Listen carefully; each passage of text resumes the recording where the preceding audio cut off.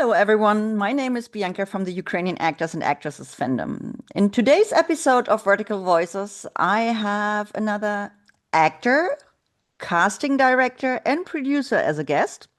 And today it's actually pretty international because he's American but live in China. Welcome, Zach Ireland. Hey everybody, thanks for having me, Bianca. It's good to actually sit down and have a chat with you. Yeah, because we planned it since a while. Yeah, very long time. Actually, originally you reached out to me because I almost went and filmed something in Ukraine. Ooh, ooh. You need to tell me more about it. Oh, yeah, yeah, yeah. Um, but anyway, Months ago. Oh, yeah, we'll get to that later.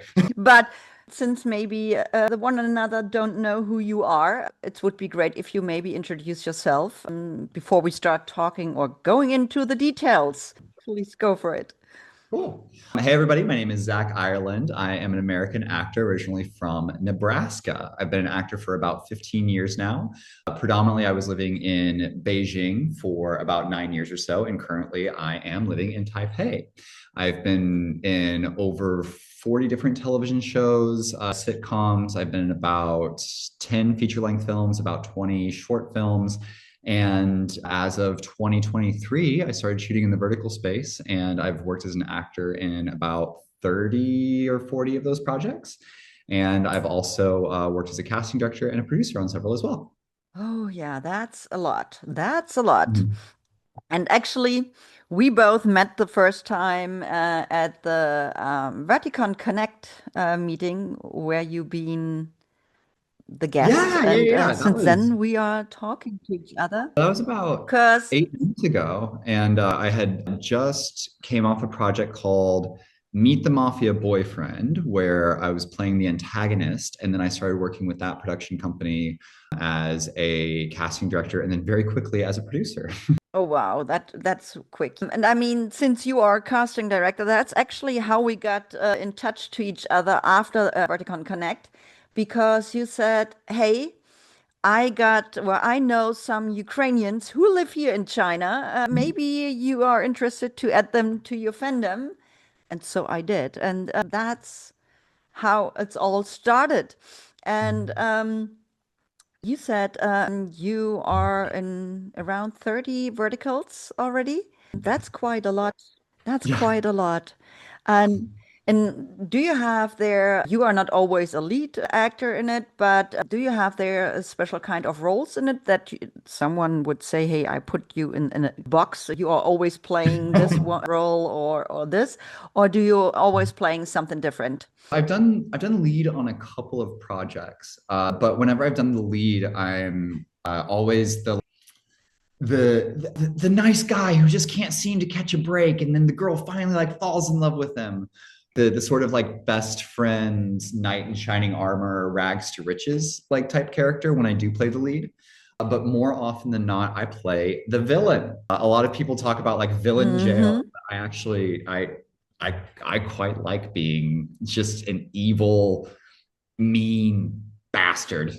I am often just a really, really, really bad guy. But So I've done a couple comedic good guys, like the best friend of the main character. One was what was it? God of Speed yes, I saw that. It's with Nevin Tomic, right? with Nevin and Nevin Steina and Stephanie Mann. I watched that. It was for me a little bit hard to get into it because it was a little bit confusing on the begin. Hmm. And it was different because you hear so many different accents in there. Yes, there were a lot of Because accents in there. Also, like it was a venture into a new style of vertical that they were trying at the time. They were trying to develop a younger teenage male audience. And so that vertical in particular was shot to attract teenage boys, guys in their early 20s about like race cars and stuff like that. and you think this people in this age are able to pay all the subscription for those apps? I personally do not think so. I think also when we look at demographics, it has been proven time and time again that women spend more money on things that they enjoy. Men tend to be a lot more frugal. Women tend to have a very large like spending dollar. And now, as things are moving in the proper term of in the proper ways as far as like progressing go. Women have more and more disposable income. They have access to their own finances, and they get to spend their money however they goddamn well please. And also, like That's actually a women are much more likely to support the artists that they enjoy, yeah. and they also follow them like really long term. I've been an actor for 15 years, and so I've had large fan bases. I've lost those fan bases. I've gotten back to those fan bases. I started out on a talk show about 14, 15 years ago that was all women between the ages of 15 to about 30. And now there were a lot of guys on the show who had a predominantly male fan base. I had a disproportionately large female fan base. And I found that like as I've gotten older, as I've gained weight, as I've lost weight, as I've gotten lost hair, as I've gotten wrinkles, all this sort of stuff, I still have that female fan base and they support me no matter where I go. And that reflects in the box office too. Sorry, that was a Yeah, really long and answer. that's a problem which we have here. No, it's all good. But I think that's a problem which we have here in Germany right now. They trying to get, well, usually verticals are not common here. For example, if you Google something, what is a vertical, you don't find much. Maybe one, two, or three short articles, but not really much. We have some production companies here who already started planning to shoot here in Germany. And many people of them think it's great to have the audience in the age range of 14 to 28, where I say you can't make or have any success with that because those teenagers are not able to buy subscription for all these vertical apps. It's impossible. You need No, no, no. to get an income for it. And just as an example, here in Germany, if you want to have a weekly subscription for Real Short, just an example, it's cost me around 25 euros for 1 week. And if you want to have a yearly subscription for Real Short, you pay around 230 euros. And Yeah, that's a kids lot. can't And afford that. you maybe know yourself. Say it again. Kids can't afford that. It No. it could be a smart marketing technique if there was this sort of because Gen Z is loud, Gen A is really loud, and they are very good at making memes and stuff like that. But you're not going to see a lot of economic turnaround. I remember when we shot God of Speed, I actually said something to that extent where I was like, but like kids don't have the money. Are teenage boys actually going to pay for this? And then they said, oh, well, their Yeah. moms will give them money. Not in the West, not like that. I don't think you guys realize how expensive this stuff actually is. And I figured out the subscription costs differently in different countries. It's weird. And in some countries you can get, for example, a weekly, a monthly, or yearly subscription. In other countries you can only buy coins. And to watch a vertical only by buying coins, one show cost you here around 50 to 60 euros. And that's a lot of money. Just if you watch it by buying coins, it's the same with the interactive verticals. Even if you have a subscription for the app, you have to buy coins to get the interactive verticals. If you don't want to choose always a free choice, if you want to say something else, it's cost for each show around 40, 50 euros This also makes extra sense. to the subscription. This also makes sense why audiences often feel betrayed when a vertical craps out on the ending, or they don't like fully deliver on a story, Yeah. or if things are basically good up until episode 10 and then episode 10, like 10 to 20 is bad, or sometimes like everything will be good until after What you. often happened, sorry for y'all, the internet is lagging a little bit, so don't wonder about that.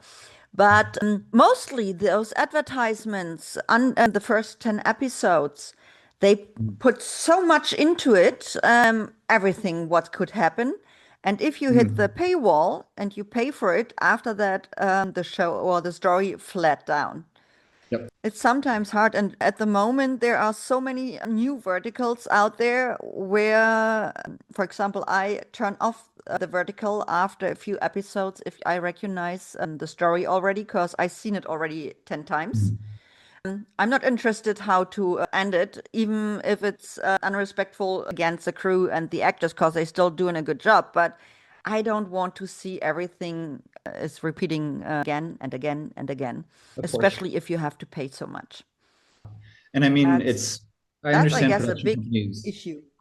they're trying to get their money's worth. And there is something about because if a production company, for example, buys a script and then they own the IP, if they own the IP, then they can do whatever they want with the script and they can change it to a different language. They can change the actors. They can change anything. They can do anything they want with it. And so you can get a lot more bang for your buck if you just reshoot the exact same story in the exact same script. But the problem with that is audience, they're assuming that their audience is dumb and they're assuming that they can Yeah. just repackage it and people won't be able to tell the difference. Now, Yeah. there is something to be said about the multiverse theory, or like if I'm trying to think of a series that has done this pretty well. Interview with a Vampire by Anne Rice. We Mhm. have the film Interview with a Vampire that has like Tom Cruise, Antonio Banderas, and it's quite good. And then we have the new series that came out recently. Now, there's some people who like the original film. There's some people who prefer the book. There's some people who prefer the series, and we can watch it in different iteration. But there's something to be said because they changed the story or they waited enough time. Now, if you're only waiting like 2 or 3 months and you put out the exact same story with a different cast, it's Sometimes they don't even wait 2 or 3 months. They are publishing the same story, for example, today with this cast, and the next day or even one week later with a different cast, but exact the same story. So where you so can say as an audience, you can even speak the lines after a while, because you've seen the story so often, and that's crazy. Even on the same app, they releasing the same exact story just with a different cast, and that's unlogical. yeah. At I think least wait a few months, and then there's a maybe new audience who didn't seen the first one, and they can take a look at this. And it's never, I always can repeat myself, it's never against the work, what the actors doing in the show or the crew is doing in it. They doing still a very good job, but it's just a story. It's just a story. yeah. I think sometimes people are trying so hard to get their highest profit margins that they can, which makes sense because it is a business, but they sort of like underestimate the intelligence of the audience. Yeah. It's, Or for they just example, try and cast like such an incredibly wide net that they don't, I don't know, they think I doubt it's done with any ill intent. I think they're just, I don't know. I don't know what they're doing. My yeah. therapist would say you're gonna drive yourself crazy trying to get into somebody else's head. I mean, I'm happy that with Ukrainian verticals, it's not happening so Mm, often. It's happening, but it's don't happening so often because, okay, I may be something else in this case, but I see it immediately because I saw all the verticals which were made in Ukraine plus all the pilot projects. And I always mm, can say, sometimes it's scary. You could show me a picture out of a scene and I can tell you which vertical it is. And mm. that's why I said I'm maybe something else. But people who are so involved in this, in this space, not in the industry itself, even as a viewer, if you spend a lot of time and money in it, you recognize something like that. Yeah. And most fans or viewers are, because of their experience, they become all kind of like experts because there's so Mm, much to watch. And I think also it's so important that production teams and platforms listening to the audience, what they want to see, what they don't want to see, and what was good or what was bad.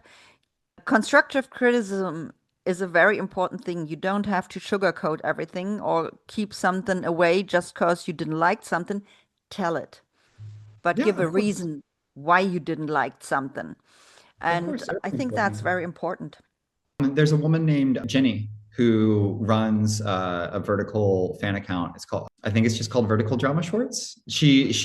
I really want to get her account name right, but she released a massive PDF that was like 150 pages of feedback from like fans and stuff. Here, let me search her name really quick. I know Um, what you are talking about. yeah, a vertical drama love. And I actually reached out to her so that I could get the PDF, and then I was able to pass it on to a couple directors, a couple writers, with her permission as well. She said, like, please share this with as many people as possible. And I shared it with some production houses in China as well, That's because why she did it. yeah, well, and I mean, honestly, it's amazing that it's a free resource because people would pay like crazy amounts of money for data like that. And since I'm so heavily involved in productions in China, just it's kind of hard to describe to people, but the way that everything is done is so incredibly different. It's similar, like this as a European, when you discuss with Americans like things like temperature and distance. We have Fahrenheit, we have Celsius, we have kilometers, we have miles. Now in China, there's often entirely different systems. Like, yes, of Okay. course they do Celsius versus Fahrenheit, but they have a different system for like square meters, for pounds, for all of this stuff. Oh, And when it comes, complicated. it is. And when it comes to marketing, because you have to remember that China's been doing this for 5,000 years. Like China's existed for 5,000 years, right? And so when it comes to marketing and marketing breakdowns, it's sometimes it's really hard to describe to people because like you'll have like a pie chart and they say 80% of the vertical dramas last year were CEO, or like 20% were mafia, or these are the ones that are super successful. But the way that they break down genre Yeah. in general for television and movie, they have like Yeah. historical nonfiction, historical fiction, which we have in the West, right? But they also have like historical drama for the Gu period, for the Tang period. And that's something that we don't have in the West. So, for example, one of the things they have is city drama versus country drama. Now, if I say that the show is a city drama, what do you think that means? That it's happening all in a city. Exactly. But comedy can happen in a city, drama can happen in a city, a vampire can happen in a city. Everything. Anything can happen in the city, anything can happen in the countryside. But that's how they break it down. So they say, like, oh, this is a city drama. And I remember when I first saw that, I told the production house, I'm like, guys, you're trying to you're trying to apply a kilometer system in a system that only does miles. So we have to like break it down even further. Keep drama Well, like drama, and it doesn't matter where it's happening. It's a drama on the yeah, end. No, that sounds really confusing. a lot. No, thanks God they don't do it in the rest of the world like that, because I guess there would be so many people who have all the question marks above their heads. What you Yeah. guys are talking about? It's No, but I growing and it's think, going fast, but yeah, it's taking time. yeah. And I mean, China is doing a lot in the vertical space and they shooting a lot. That's crazy. But unfortunately, I must admit, I can't watch verticals made in China with the origin language Mm. because it's for me too exhausting to watch a vertical an hour. Or I guess in China, the verticals are a little bit longer than 1 hour to 1.5 sometimes, and just read the subtitles. It's for me as a person with depression, it's too exhausting. So, first of all, I'm back. I had some issues. So, no, I was saying for me, it's hard to watch a Chinese vertical with all the subtitles. I can't concentrate as much to read all the time no more. But what else? I can't take really the male lead actors for serious because I said I still want to know the secret of Asian people, how they slow down their aging.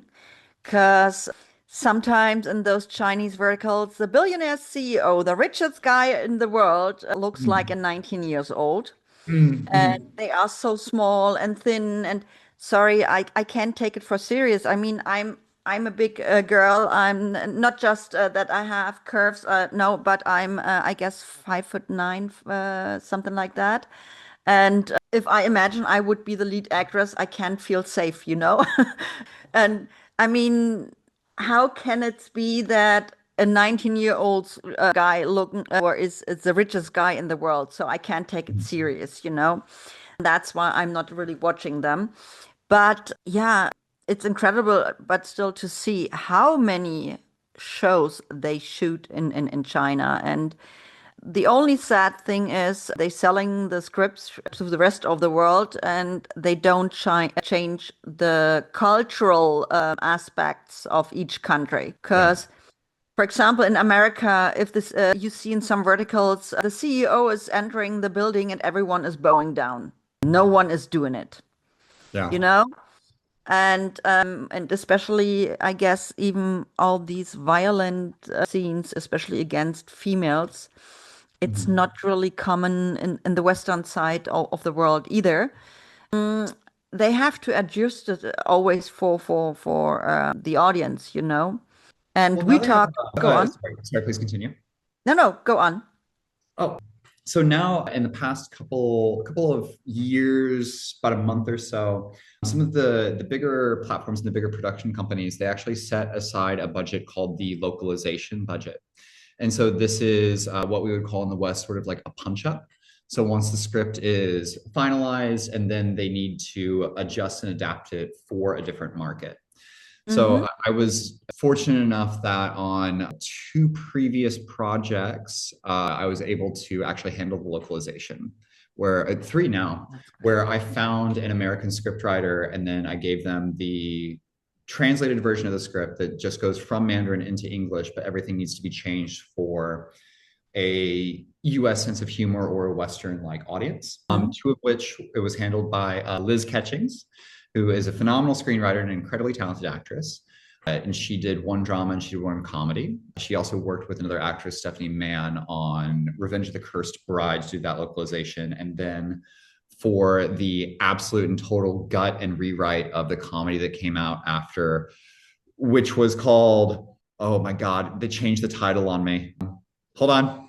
I got it. I gotta say it. I gotta say it. Otherwise, like everyone's gonna be mad at me. Hold on. I got I'm holding it. on.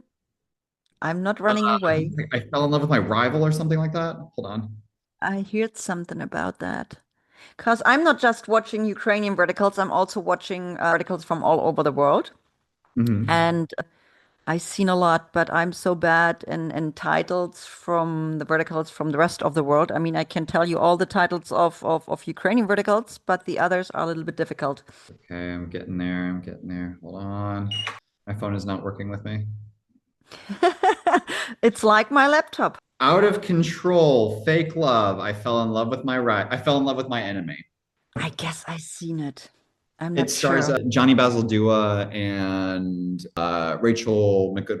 But Rachel Rachel did, is the sorry, Liz did the gut and the total rewrite for all of that, and it was a comedy.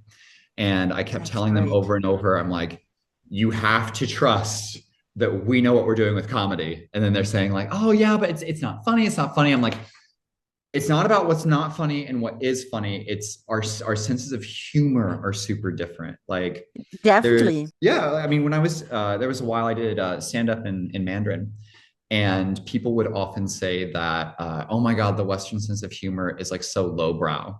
And I would turn and I would say, yeah, but like Chinese sense of humor is like fart jokes and poop jokes. Like it's not that one is better than the other. It's just every culture thinks that their sense of humor different. is the best. Yeah, and sometimes you can't even translate it correctly because there is no translation for it. Yeah, it doesn't work. And that's what, because many people want more comedy in this vertical space as a genre. And I think to do comedy, it's not that easy as some people think, I believe. Because, first of all, you have to be funny. And second of all, it must be the right story. Like you just said, the cultural differences in regarding the humor must be Mhm. adjusted. So you can take a story from China and just translate it and shoot it in the States, or in the opposite way. It's not Mhm. working. So you have to do it for the Western side of the world and the Eastern side of the world. So, but that's totally normal. And Yeah, I absolutely. I can tell you, I'm since a few weeks with my fandom. I created an account on LinkedIn. I mean, I've been for years on LinkedIn with my personal account, but I created Mhm. a fandom account on there, and I'm connected to so many people out of the industry. And holy crap, are there a lot of script and screenwriters? Holy Tons. crap. And then I'm wondering if there are so many script and screenwriters, why are we still working with those old, now boring stories and just doing knockoffs? If there are so many script writers, there must be a possibility to write new stuff. Comes down to budget at the end of the day. Also, a Yeah. lot of it is well, you know what's cheaper than a scriptwriter? AI. Yeah. But Yeah, you need to have someone who put in the first edition of it and say, hey, make a good text out of it. absolutely. Um, And people are not just beginning, but people are seeing that now. Like for a long time, what happened is we would get AI scripts. And then after we would get AI scripts, then people said, okay, no, like human written scripts are better. Okay, cool. We can get a human written script, and then they have the Chinese script, and they just translate it directly to English. So now in China, currently the model is they've decided that translating scripts from Chinese IPs into English IPs doesn't work. So now they're just preferring to purchase completely original works. So it is getting better. It's just going to be a little bit until we see the full effects of all of that. yeah, and I mean, just new, fresh storylines Mhm. would be cool. Yeah. But And what's really exciting now is a lot of because of how much the vertical space has grown and like through no small part due to the fans, we're seeing so many production houses crop up all over the world. It's no longer just like China and the United States and sometimes the UK or Turkey. Like yeah, there's production houses in Thailand, Malaysia, in the Philippines. There's production Canada, Canada, Georgia. Lithuania, Italy, France, Yeah. even in Germany, they start now slowly. Yeah. And I was that's just in great to see. Mumbai and there was like And there's tons of production houses happening all over India right now. yeah, and in Africa, it's going Mhm. on now big times. And I think that's a good thing. But for example, here in Germany, like I said, verticals are not that common. And yes, we are in Germany, but I don't think that verticals will work well if you do it only in German. I think to have more audience, to earn more money with that, you should do it in an international way. Because Mhm. here in Germany, most people learn English in school, or they can Mhm. choose between a few languages, but they learn it in school and they just don't use it as much. And that's why they don't speak it much. But to get more audience, you should do it in an international way in English language. And Mhm. even me as a German, I don't want to see something in German language, Mhm. especially if it's dubbed. I don't want to hear that because mostly it's AI dubbing and it Mhm. sounds stupid and it's not really correct what they are saying. Even they change even the names in the verticals. If Mhm. the actor is called in the English version Matthew, okay, the German version would be Matthias, but sometimes they put in because it's sound German, Hans. Yeah, yeah, What the heck? You know? yeah. And I don't want to hear that. And the dubbing is mostly like that. If you know the actor and how he sound in real life, for example, have a deep voice, and then you hear the dubbing and he's speaking more high in his tone, you know? You can't Mhm. do that. Then at least look for someone who speaks similar. But we all know it's low budget business, so it's a little bit more difficult. No, but anyway, you are not just an actor, you are a casting agent as well. How did you get into that? Well, working as a casting director, it happened the same way that it happens with most people who start doing casting directing. There aren't schools or there aren't degree programs for casting directors. Usually, what happens is you're doing something else within the industry, either a director or you're acting or you're a producer. And then an emergency happens and they look all around to find someone to help, and then they end up calling you. So I got contacted because there was an emergency where another casting director last minute was unable to do it. And they reached out to me and said, Zach, you know a ton of actors. Can you please help cast this? And my friend told me later on that the reason he reached out is because he knew that I care a lot. He knew that I would actually read the script. He knew that I had a really good network of people that I would reach out to. And he also knew that because we were good friends, I would care a lot about his project. And I did. Hmm. And then from there, because a lot of part of the reason I got involved in casting directing was because there was a lot of exploitation, not just of actors who are working in the industry, but also sometimes production houses would get really taken advantage of. All in all, there was just a lot of not great things going on. And for me, it's really easy to read a script and really analyze a script and go through and then reach out to the proper people and proper channels. So that's sort of how it happened. Yeah, because I guess we talked month ago about that already, and you kind of did it already before that, just without earning money by it, just to help your friends out to get roles. And Yeah. I've been doing that for years and years. A longstanding practice that I had is, gosh, before verticals were even a thing, I would go into a casting and I would have like usually I do my casting, then I have the general meeting, and then during the general meeting, once I kind of realized things were sort of solidifying, and it's like, okay, cool, I'm booked, I have my job, I can help other people. So then I would ask the casting director or the director there, like, hey, what other roles do you have? Are you having trouble finding people? Can I suggest some people? And then yeah, I'd get my friends booked and paid.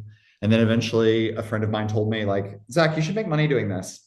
I was like, and yeah, kind of do that from time to time. But people assume that I'm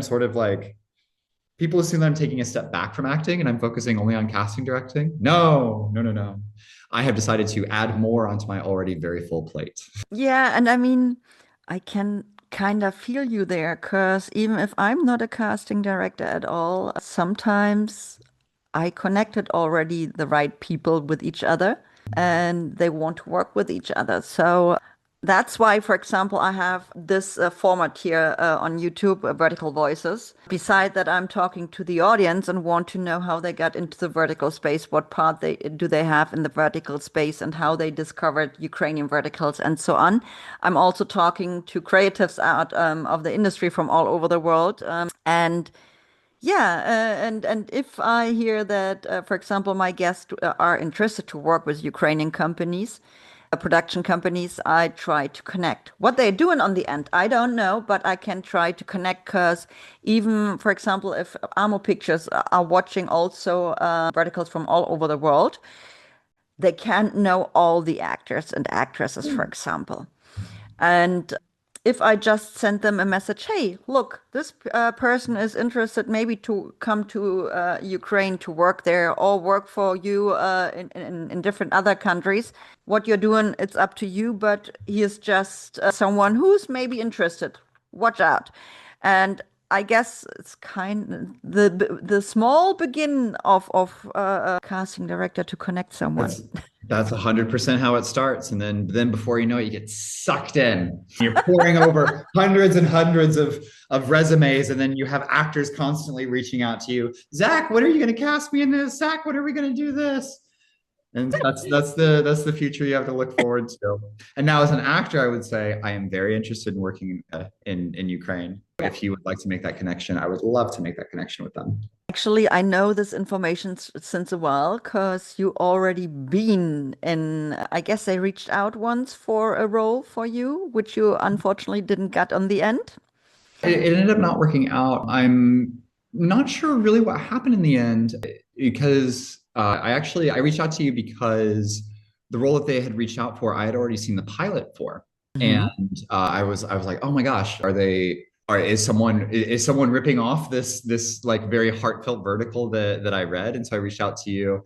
And then you did some digging and you found out that actually what I saw was the pilot, and then they were doing the full feature, like the full vertical. But I sent in my tape. I worked really hard on the audition, and then like most castings go, you didn't hear anything back on it.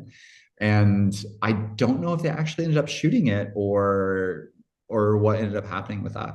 The vertical got released a while ago, and I can tell you guys, it is about Wicked Game. There, where they thought maybe that could fit in. Unfortunately, it didn't happen, but I will definitely forward your information. But let's talk about, while we already talk about Ukrainian verticals, how you discovered that there are verticals which are shot in Ukraine in an active war zone. How did I discover this? I think it might have actually been through your page.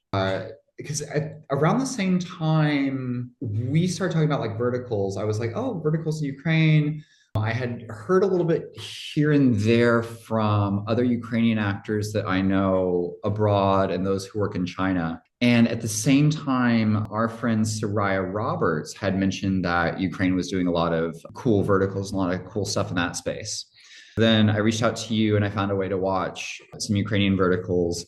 And it all kind of happened in tandem because there's also a woman named Anna who is a producer, a writer, and a director. She's Ukrainian, she's based in Shanghai. And her and I have Hmm. worked on a project together. And her and I were also talking about Ukrainian verticals. There's a writing partner of mine as well. His name is Dima, and he does a lot of writing for Love Buster. And Okay.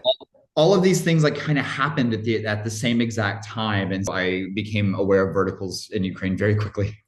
And sure, I love these verticals. I can only mostly talk positive about them. There are just one or two where I said, that wasn't that good, but that's always can happen. It can always be sunshine.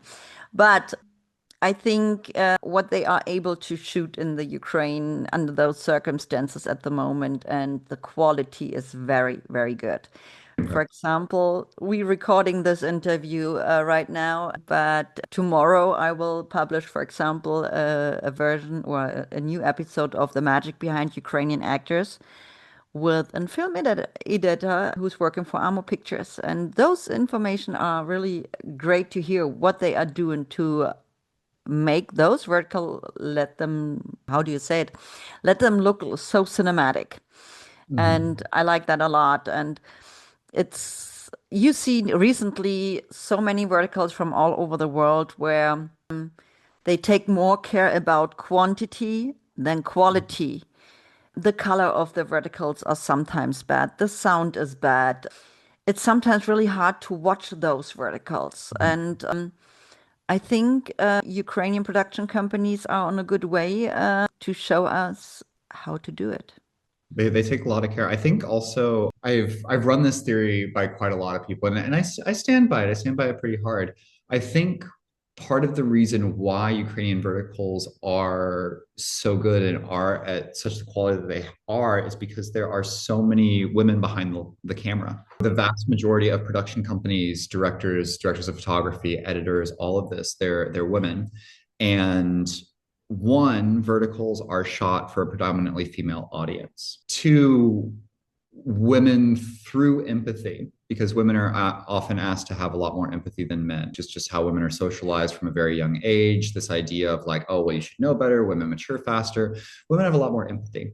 And so because of that, their taste is the bar is a lot higher. There's also this idea of I've worked so hard to get to where I am. The twice as qualified, half as paid.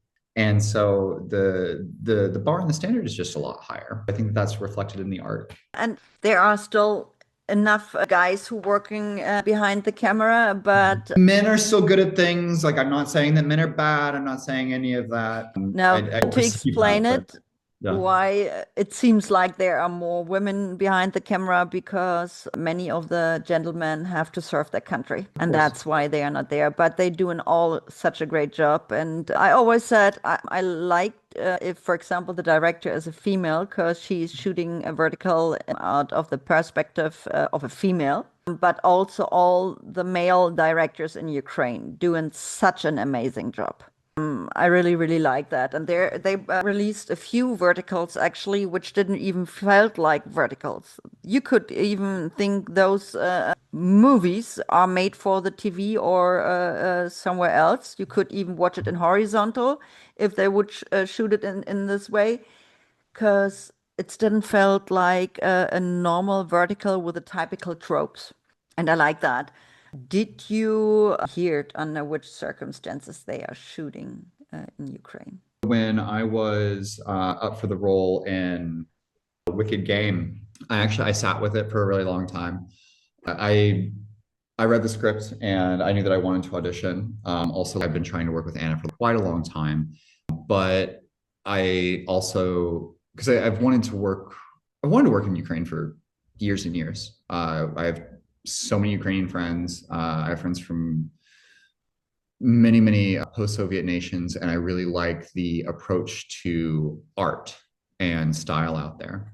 But I knew that no matter how much I wanted to do this and grow as an artist and how much I learned, I still had to take into account safety and figure out Hmm.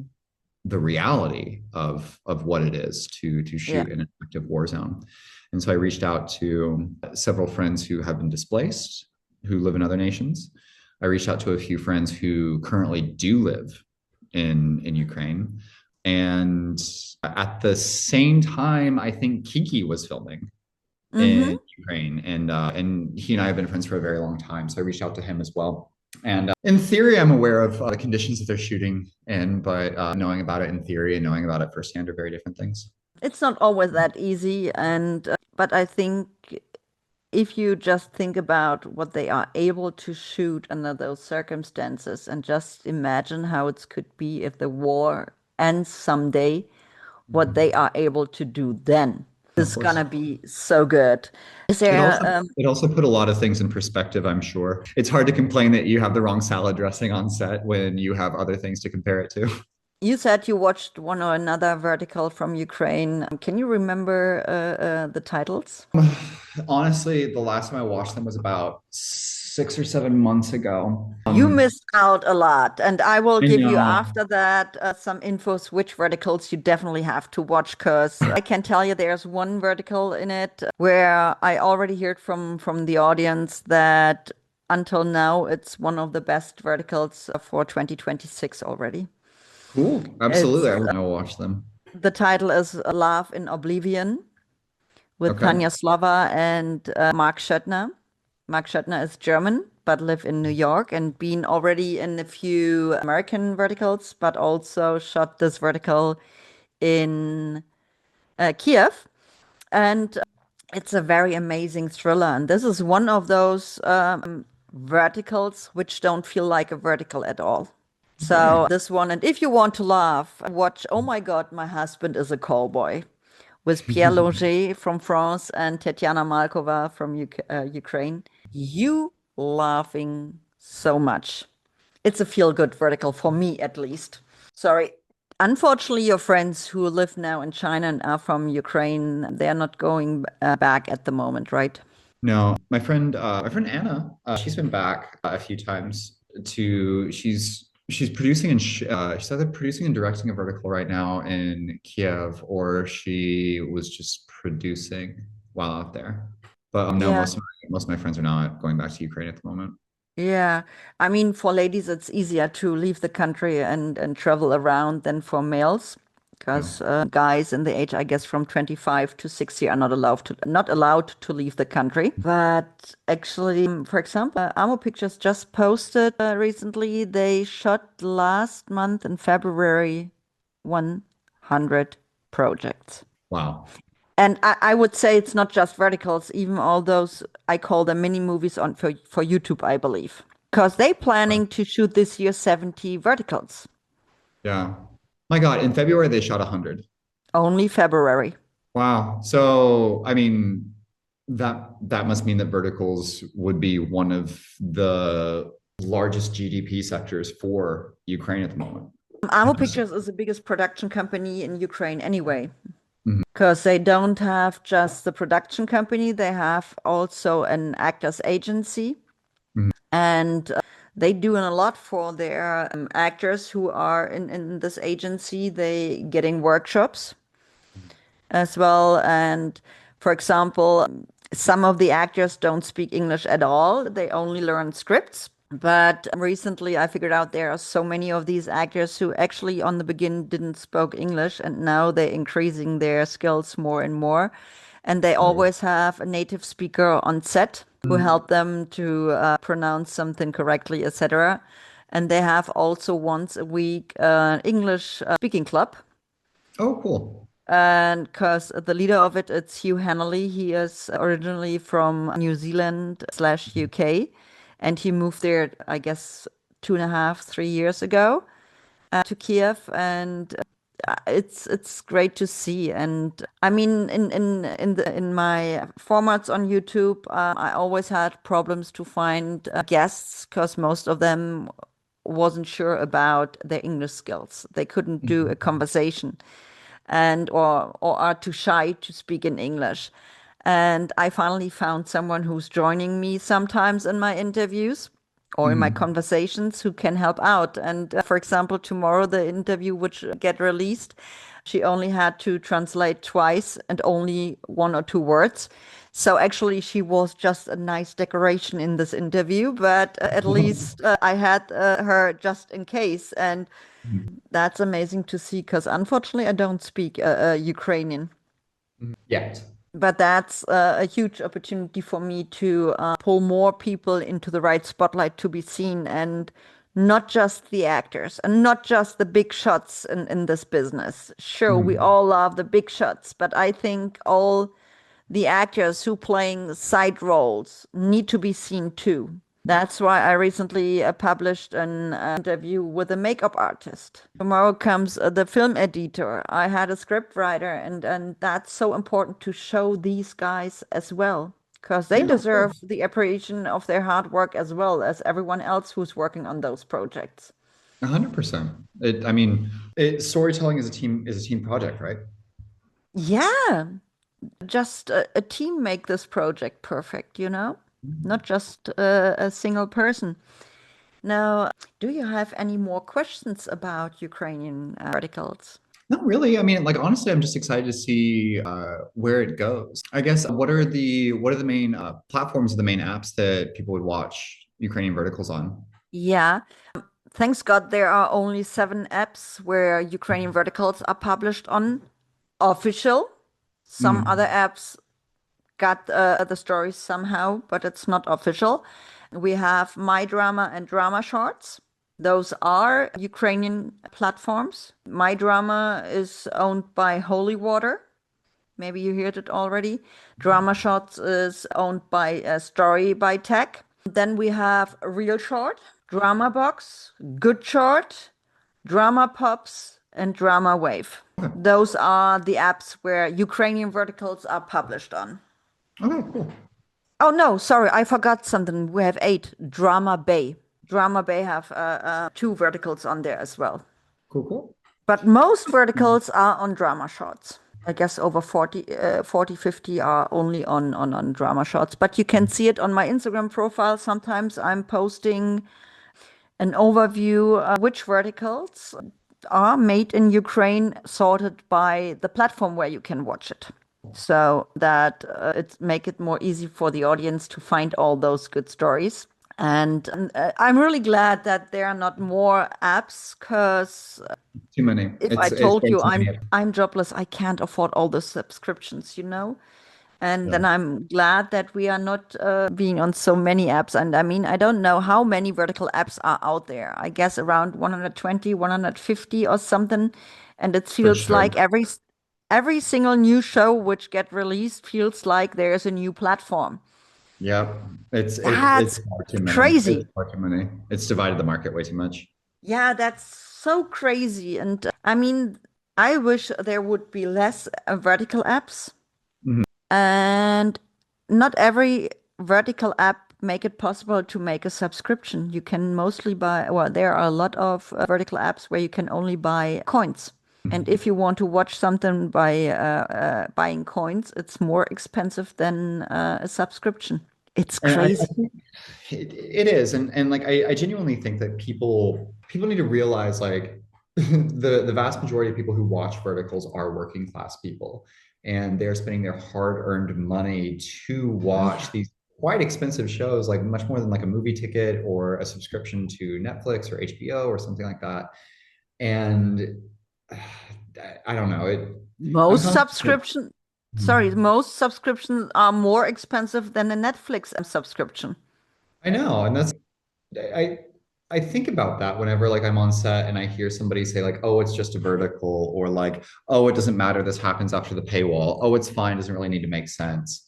Or one time I heard on set somebody said like, "Oh, well, it's fine. Audiences are stupid." I'm like, "Do you realize how much money people are paying for this?" Yeah. And if you're there's something just really shady and really sneaky about, well, we already have their money, so it doesn't matter. This happens after the paywall. Thankfully, that doesn't happen nearly as much as it used to. And I personally don't align myself with productions that do stuff like that. But yeah, it's these things are so expensive. These things are very Oh, expensive. definitely, definitely. No, I talked a while ago to, yeah, I always repeat myself in my conversations to Anton Skripets, the licensing and partnership executive of Amo Pictures. He's responsible for selling the finished story to all the platforms. And he wanted to say something like there are two different kind of people in this space.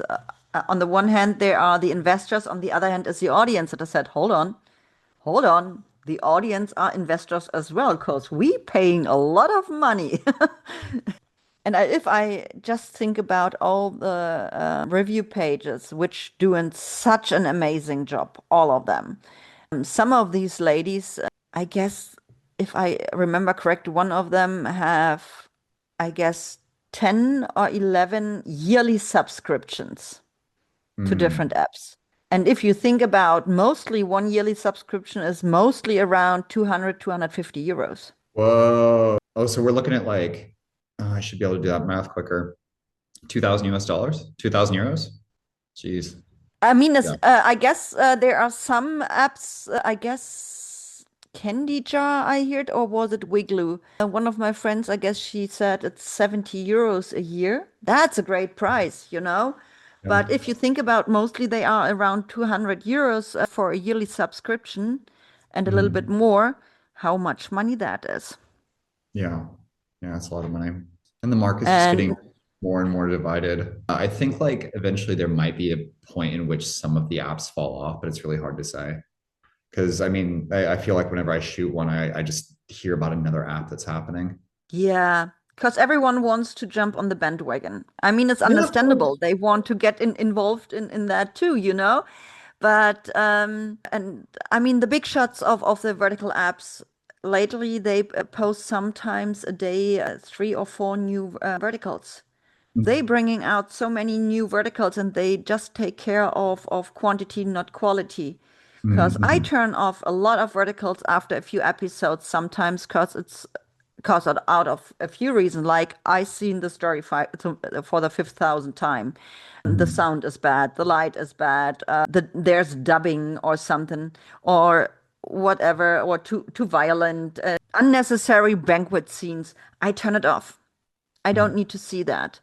And that's sad. That's actually not why someone spends so much money to produce a vertical, no matter what kind of story it is, if people turning it off. For that, it's too expensive, even if it's low budget.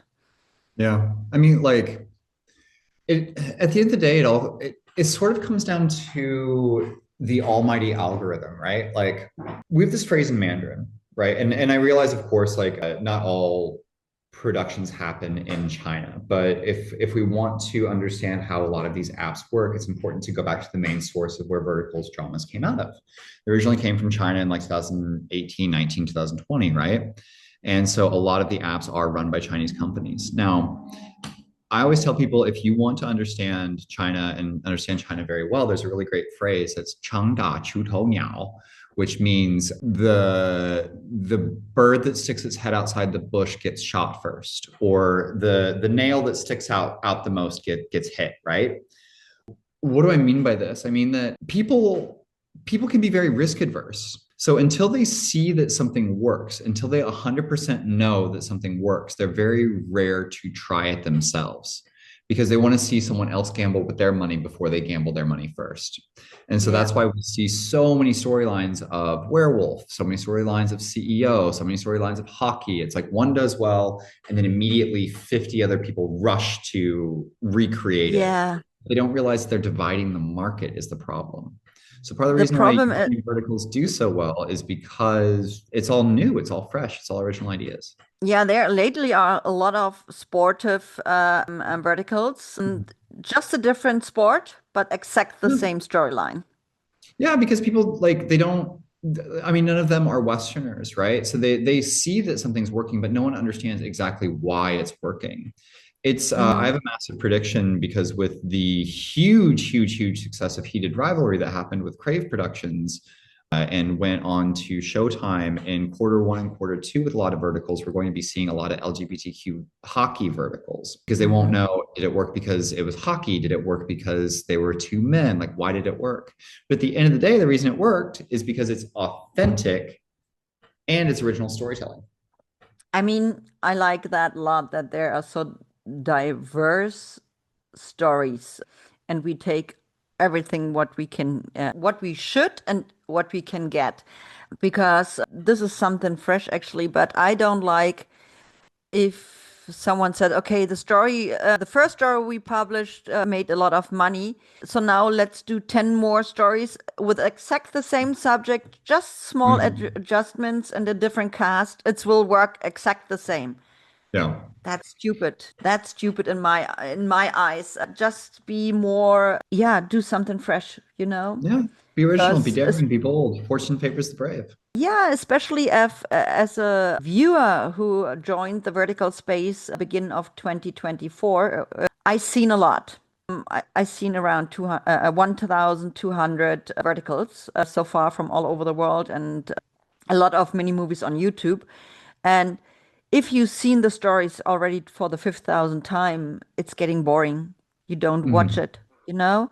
And I feel sorry for all these actors and people who are involved in those projects if so many people turn it off because it's getting boring, you know? Mhm. Just make a Yeah. new story. Like I said, on Don't feel too bad. They already made their money.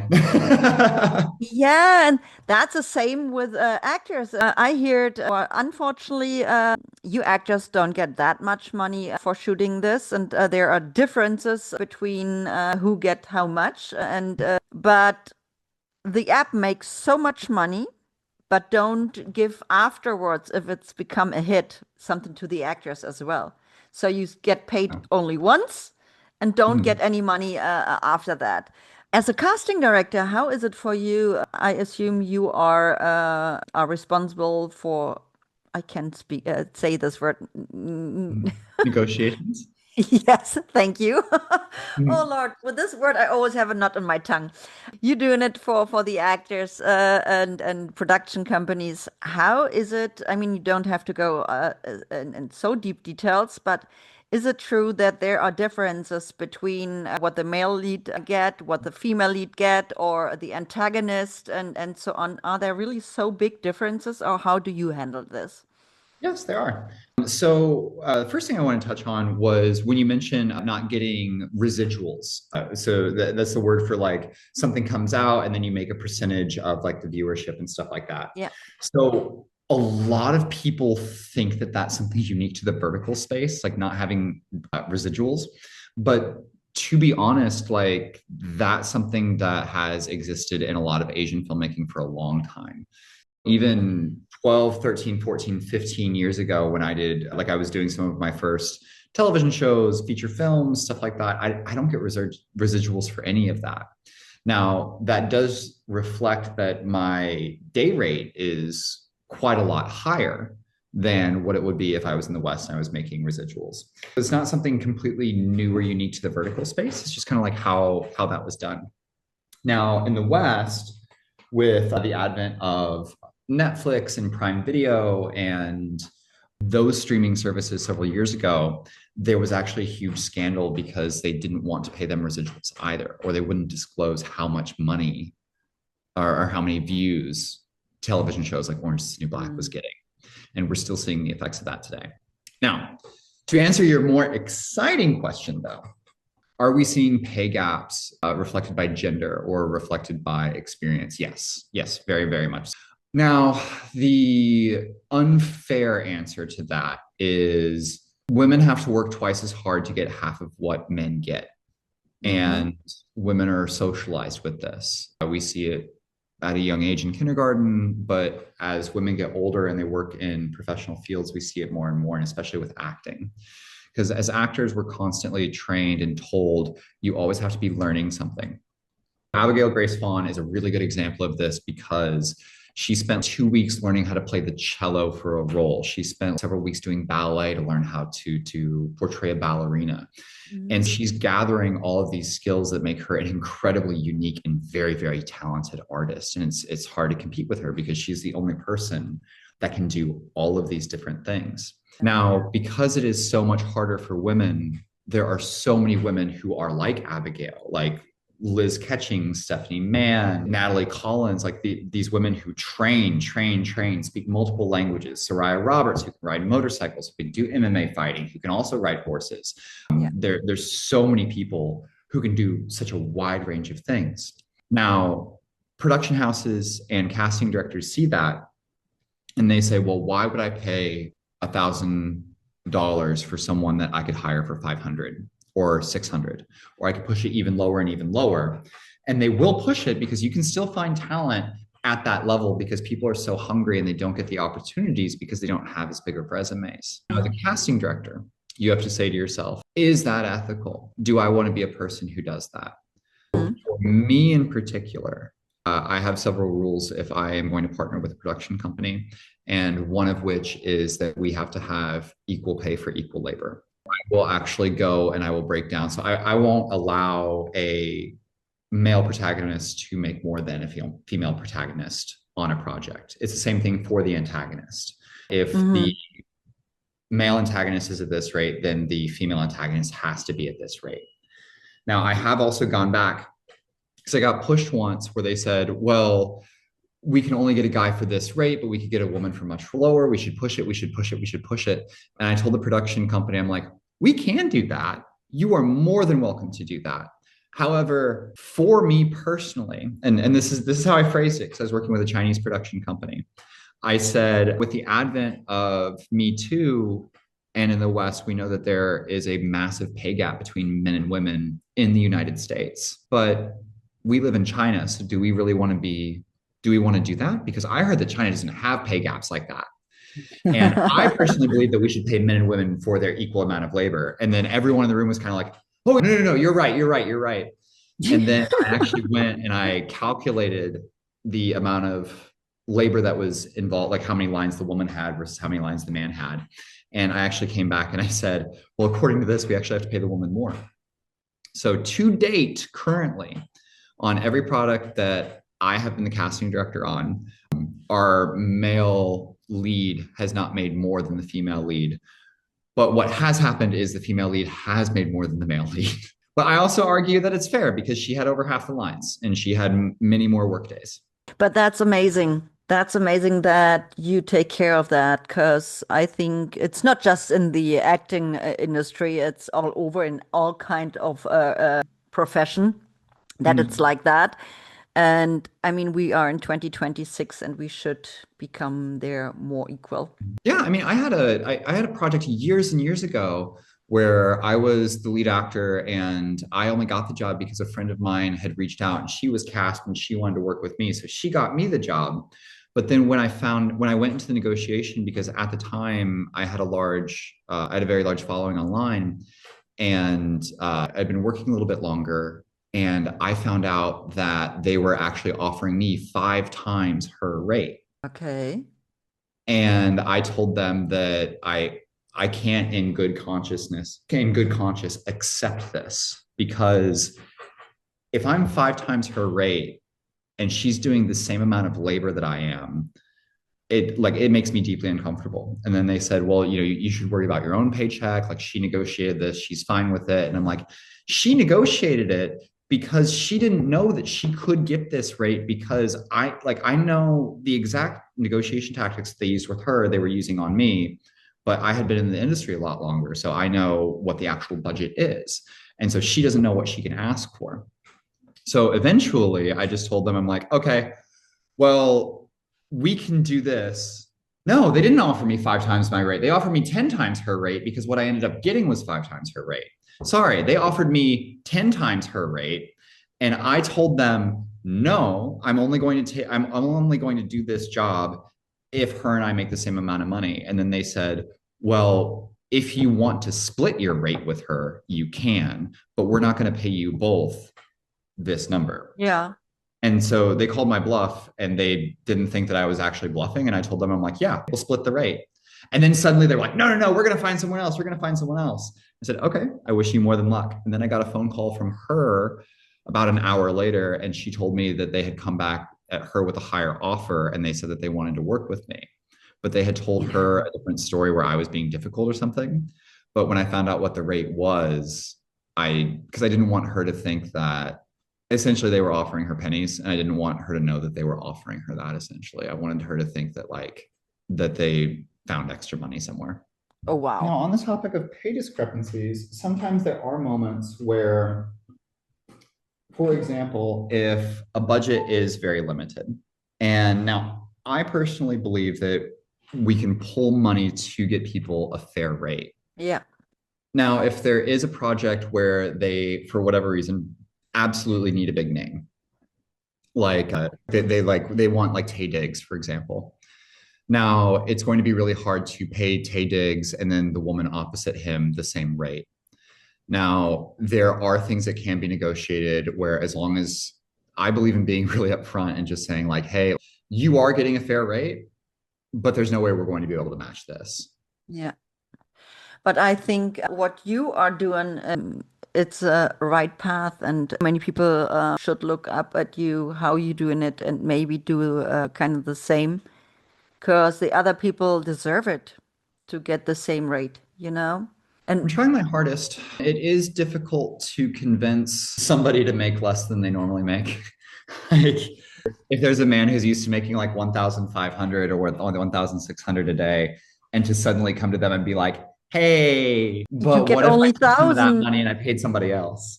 But there are people who are okay with that. And it's not everyone can do that, but I'm good at finding extra perks and benefits Yeah. for actors. Or the production company just need to find more money. It can be that. Yeah. If they believe in the story that it's become a hit, they should take the risk, Yeah. you know? Oh, They can, Lord. yeah, they can. It also depends, like, because I'm not I'm not casting out of LA or I'm not casting out of New York. So our budgets are a lot more limited because we're casting in China.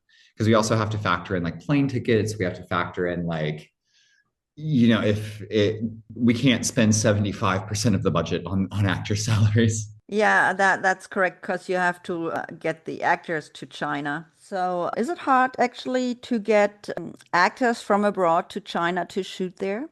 Do you cast them as well? Actually, it's not too terribly hard to get actors into China now, especially because there's a lot of programs where people can essentially arrive to China and they can just hop right off a plane and come right in. So mostly it's about availability and then the cost of the plane ticket if it's like last minute. But Yeah. there's so many cities in China and there's more and more flights every day. Yeah, that's actually amazing. And I remember of the Vatican Connect that you said there are so many companies who offering their buildings to shoot in there that it's like studios and so on. So it makes more easy to have different locations Yeah, for yeah. the There's inside shoots.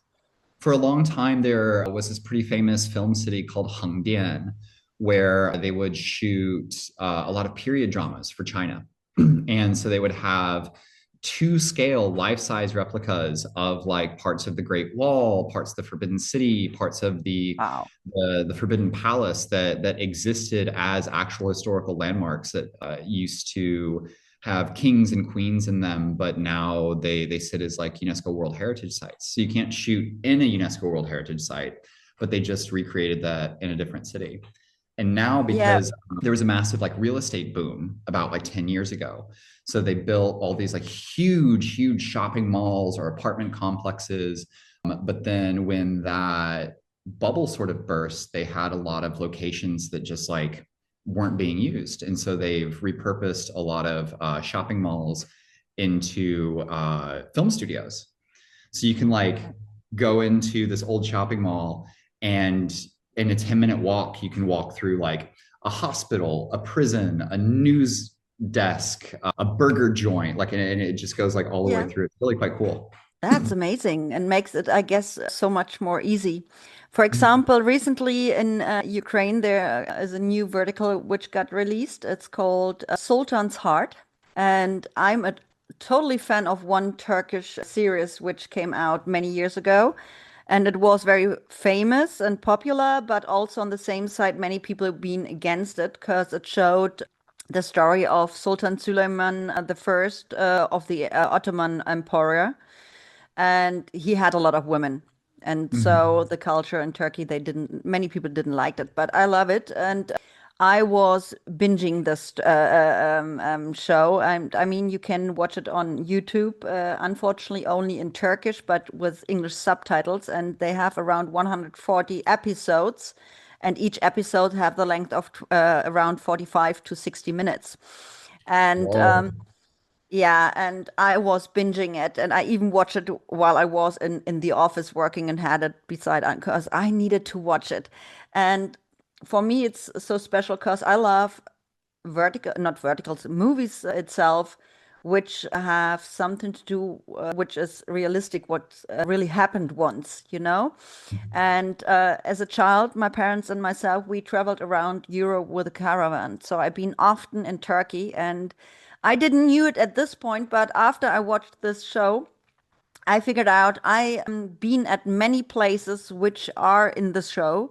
And I've been at the graves of the family members of Sultan Süleyman's family, you know. So I've been there, so I seen that, and that's why I was binging it. And now recently Ukraine released a new vertical, and it was for me amazing to see that. And the cast been great, and it's maybe not the genre of everyone, but I loved it. Very Especially the cool. lead actor, he fits so well in these costumes. And I was wondering, since they can't leave the country where they shot it and got all the location. And I talked to one of the actors, and he said, yeah, that's actually a private property directly in Kiev. And he sent me the Google link to it, and it looks from the outside really like a palace, like in the Orient, you know? And that's so great to see the costumes, the decorations, the location. It looks so awesome, and I love it. I really do. Now, but is there a genre which you want to see more or brand new in this vertical space?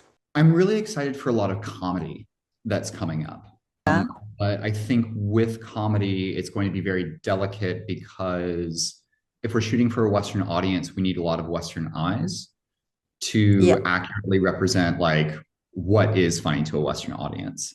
Yeah. I've heard tale that there's going to be some horror coming up, which I think would be really cool. I mean, I love sci-fi. I would love a lot of sci-fi stuff. yeah, I mean, I'm not really a horror fan. It's because as a child, I was not allowed to watch TV, and I was alone at home and watched an old Greek movie with a cyclope. I say it monster with a one eye. And as a child, it was so scary. So I turned it off and I couldn't sleep all night. And that's somehow that I don't like horror movies because I can only watch it without sound and I have to forward the scenes, so I can't watch it. But It's anyway, funny for me. I can't watch horror. I get scared too easily. Like I get scared pretty easy. And so I can't watch horror, but I do a lot of horror. Like I've a lot of my IMDb credits are horror stuff, and I find that I'm pretty good at it. Like just emulating being scared, the big screams, all that sort of stuff. And I find shooting and acting in a horror is very, very fun for me. But actually watching it, I can't watch. yeah, yeah, I believe that. I believe that. But a good thriller is very good. Like I mentioned before, Love and Oblivion is a very, very great thriller. And you sitting on the edge of your chair and was saying, "Oh, is he the bad one? No, is he the bad one? Or what is she doing there? And oh my God, what's going on?" So you are so excited to watch from beginning to the end, and I love that. But I guess we are getting close to the end of our conversation, and I'm really I, happy that you joined me finally and we could talk so much. But is there anything what you want to say to the audience or maybe to Ukrainian production companies? Just go for it. So something I'm really excited about, because you did ask, is there something that you're really looking forward to shooting or a new genre that you're looking forward to explore? Yeah. I'm finding with more and more diverse filmmakers coming around and also more and more diverse audience members coming, there's a bigger demand for diversity in storytelling. So Yeah. currently, I'm actually pushing for true love triangles. So we're Hmm. used to the trope of a love triangle, but I've heard from a lot of production companies and from platforms that LGBTQ content doesn't work because it doesn't make enough money. But Okay. I found that the numbers actually don't reflect that because one of the biggest like numbers wise shows of last year was Heated Rivalry, and it's an LGBTQ romance. I So unfortunately can't watch it because I don't have a subscription for that to watch it. but it's pretty good, and it's very exciting because it's so heartfelt and it's very true to form. It's very authentic, and it also tells a very cool perspective that we just don't see often. So what I'm actually pushing for is true love triangles, which involves bisexuality. So Yeah. if we're going to do a love triangle that is like two men pursuing a woman, well, isn't it more interesting if there's also something between the two men? Or if it's two women pursuing one man, what if it's Mhm. a true love triangle? So I'm It's working on true. a That's we project don't right now have in the for space yet. Mhm. That's what we don't have yet. Yeah. I mean, in Ukraine, they brought out the first lesbian vertical, I assume from all over the world, and it's became really famous. And I know many of the fans loved it. And they really believe that the actresses are a lesbian in real life and they are together. And they've been totally shocked that they've seen them in other verticals at once while one of them became pregnant. And oh my God, is there a happy ending? And you can't tell me that said, hey, you need They're to actors. believe that though these actors are actors, they playing Yep. in a character and both Mhm. are in real life related or not related, they are in a relationship with a man, and even one of them is a mother of a boy, and so on. They been kind of really upset about that, Yeah. and I mean, it's the but thing. it shows. They're actors, right? Like I'm not a doctor in real life. I played a doctor on TV, and Yeah, there is something that says like when artists create something that's so beautiful that audience is really attached to, that they want it to be true in real life. yeah, It is quite moving and it is very poignant. It's yeah. just also important to know that we still have to, no matter how much we love a project or how much we hate a project, we have to divorce the artist from the work at times. Yeah, yeah. Mhm. And I really got a few weird messages, which been really concerning Mhm. about the subject, and I had to shut it down somehow because some people been really dangerous in their thoughts and what they wanted to do, and I think I think sometimes when it comes to underrepresented minority groups, there is a large fan base that wants to watch this content. And I'm actually pushing for I have several projects that I'm pushing and really trying to get made that involve women who love women, some lesbian verticals or bisexual verticals. And a lot of that's because it's a very underrepresented market. But I'm not trying to capitalize on the finance of that. I'm trying to capitalize on the storytelling of that because I want to tell what's ever fresh and unique and new. And if this is something that we're not shooting before, then I want to explore that market. And I don't want to adapt a heterosexual romance for a lesbian story. I want to create a story from the ground up that has this Mhm. unique perspective. I do think, though, that sometimes when people are so thirsty for something or they're craving for something so much that sometimes they can get a little bit too lost in the story and they get detached from Yeah. reality, and it can make things dangerous for the artists involved at times.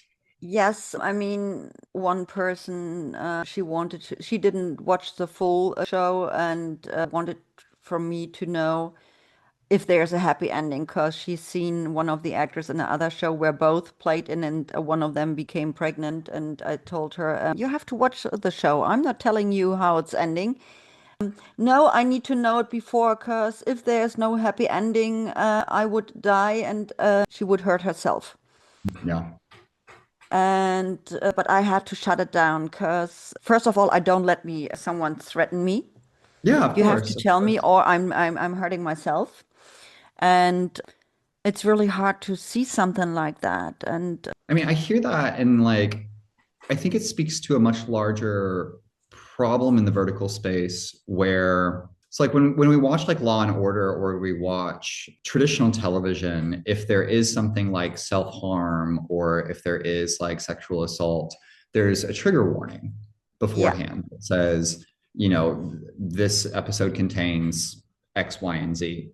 Now, the vertical space, because it's so new and we're dealing with a bunch of different cultures, they don't include a trigger warning, which is something that I have been pushing for of like, hey, if we are going to have this thing happen, then we need to let it doesn't mean that we can't shoot it. great. It just means Yeah. we need to tell them beforehand so that people don't get triggered. Now, for them to put that on you as a fellow audience member, that's just too much.